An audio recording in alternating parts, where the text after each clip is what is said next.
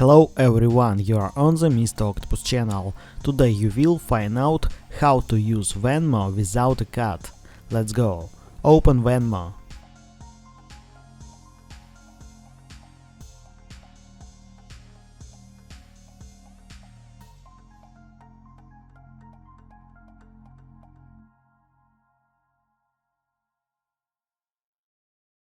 Settings.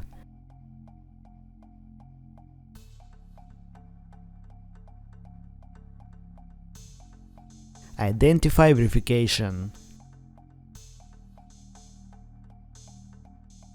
Verify your account. After that, you will be able to use the balance.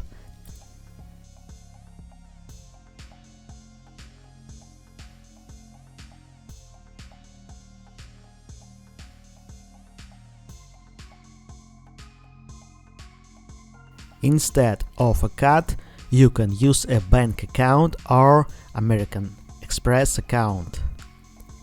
Or you can just use Venmo balance, without a bank account and without a cut. Now you know how to use Venmo without a cut. Thanks for watching, don't forget to like and subscribe to the channel.